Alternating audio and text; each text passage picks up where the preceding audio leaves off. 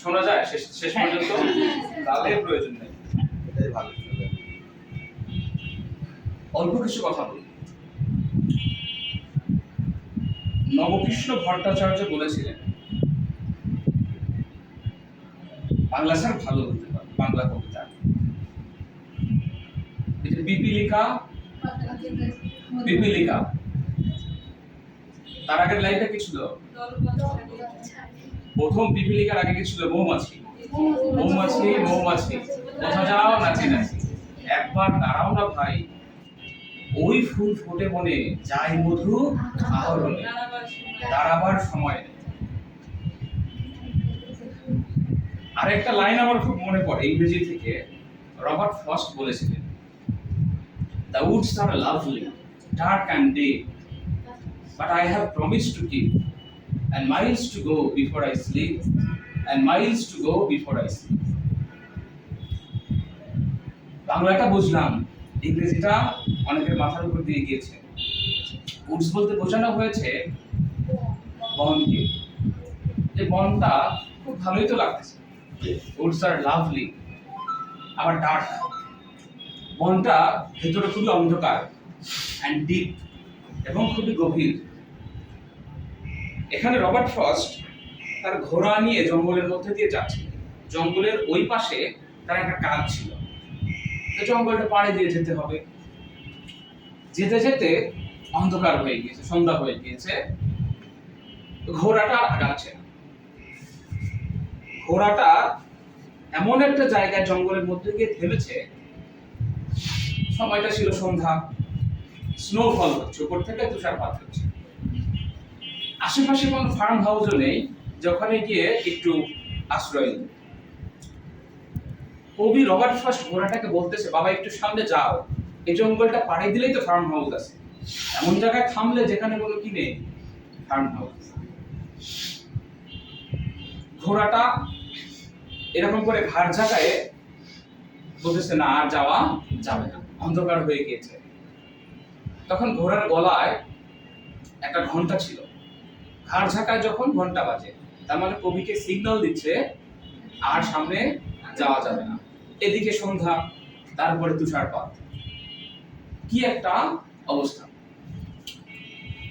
কবিতাটা ওখানেই শেষ হয়ে যায়, কিন্তু কবি বলে, The woods are lovely, dark and deep, but I have promised to keep, and miles to go before I sleep, and miles to go before I sleep. কবি শেষ পর্যন্ত নিরুপায় হয়ে বলেছেন, জঙ্গল ভালো, আবার জঙ্গলের মতো অন্ধকার। পৃথিবীটা ভালো, পৃথিবীতে আমরা এসেছি খুব খুব কম সময়ের জন্য, একটা সময় আমাদের থেমে যেতে হবে, কিন্তু অনেক কাজ তখন আনফিনিশড অবস্থায় পড়ে থাকবে।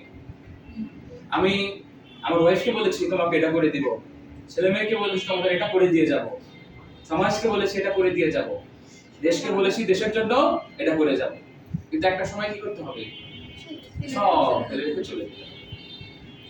কিন্তু অ্যাজ এ মডার্ন ম্যান হিসেবে আমাদের চাহিদাটা কোথায়? মারা যাচ্ছি তবুও বলে যাচ্ছি, I have promise to keep and miles to go before I sleep. মৃত্যুকে অ্যাকসেপ্ট করলে তো হচ্ছে না, কারণ আমার কি রয়েছে, এখনো অপূর্ণ কাজ অনেক রয়ে গিয়েছে। মডার্ন ম্যান, এদের জীবনের চাহিদার কখনো শেষ নেই। মডার্ন ম্যানদের জীবনটা আনরেস্ট, কোনো রেস্ট নেই জীবনে। ওই যে বললাম, মৌমাছি মৌমাছি কোথা যাও নাচি নাচি, একবার দাঁড়াও না ভাই। কবি বললো মৌমাছিকে, নাচতে নাচতে কই যাচ্ছে, একবার দাঁড়াও না ভাই, কিছু কথা বলি। মৌমাছি কি বললো, ওই ফুল ফুটে বনে যাই মধু আহরণে, দাঁড়াবার সময় তো নাই। বনে ফুল ফুটে গিয়েছে, মধু আহরণ এখন করতে হবে, সময়ের কাজ কি করতে হবে, না হলে তো কাজ হবে না। এখানেও নবকৃষ্ণ ভট্টাচার্য রবার্ট ফ্রস্টের মধ্যে বুঝতে পেরেছিল, মডার্ন ম্যান সবসময় কি চলমান, দাঁড়ানোর কোনো সময় নেই। সময় বিষয়টা কি, কারোর জন্য বসে থাকে না, সময় চলে গেলে সাধন হয় না, কে বলেছিল, লালন সাহেব। সময় চলে গেলে সাধন হয় না, মৌমাছি মৌমাছি আর woods are lovely, dark and deep, তিনটাকেই যদি এক জায়গায় করি, সবই মডার্ন মানুষদের প্রেক্ষাপট থেকে। মডার্ন মানুষ সবসময় কম্পিটিশন পছন্দ করে, পছন্দ না করলেও কম্পিটিশন অটোমেটিক চলে আসে। আর এই কম্পিটিশনে হেরে গেলে মডার্ন ম্যান তার জীবনটা কি হয়ে পড়ে, অনর্থক হয়ে পড়ে। এই জীবনে আর কিছু থাকে না, কারণ সবাই প্রগতিশীল, বর্তমানে সবাই প্রগতিশীল।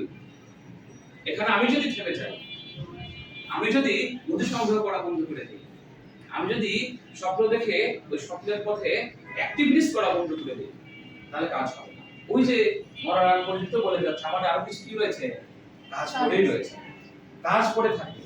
তবুও যতদূর সম্ভব কি করতে হবে, আমাদের বর্তমান প্রেক্ষাপটে বর্তমান যে কার্যক্রম এটা চালায় যেতে হবে, কাজ থামালে হবে না, সময় থেমে থাকবে না।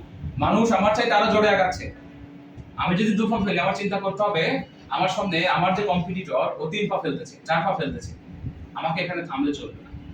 আর প্রত্যেকটা জায়গায় যেহেতু মডার্ন যুগ, কম্পিটিশনটাও খুবই কমপ্লিকেশন, খুবই জটিল। কম্পিটিশনে টিকে থাকতে হলে অবশ্যই আমাদের কিছু গাইডলাইন প্রয়োজন আছে। শুধু আমরা নিজে থেকে অনেক কিছু পারি না, এর জন্য গার্ডিয়ানদের হেল্পের প্রয়োজন হয়, রিলেটিভদের হেল্পের প্রয়োজন হয়, একটা গাইডলাইনের ভালো প্রয়োজন হয়, একটা কোচিং এ থাকার ভালো প্রয়োজন হয়। সবকিছুর কম্বিনেশনে একটা সুন্দর ওয়ে তৈরি হয়। কারণ এই প্রতিযোগিতার যুগে টিকে থাকতে হলে নিজেকে প্রতিযোগী তৈরি করতে হবে। প্রতিযোগী তৈরি করতে হলে আনরেস্ট অবস্থায় থাকতে হবে।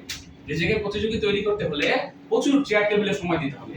নিজেকে প্রতিযোগী হিসেবে তৈরি করতে গেলে আমার গ্যাপ কোথায় আছে, ল্যাকিং কোথায় আছে, সব ফাইন্ড আউট করতে হবে। আমি একা হয়তো সেটা কিছু নাও পেতে পারি, এর জন্য আমরা সবসময় পাশে আছি। সময় নিব না, প্রতিযোগিতার যুগে প্রতিযোগী হিসেবে বাঁচতে হবে। প্রতিযোগিতার যুগে আরেকটা প্রতিযোগীকে নিজের বিদ্যা দিয়ে, নিজের স্কিল দিয়ে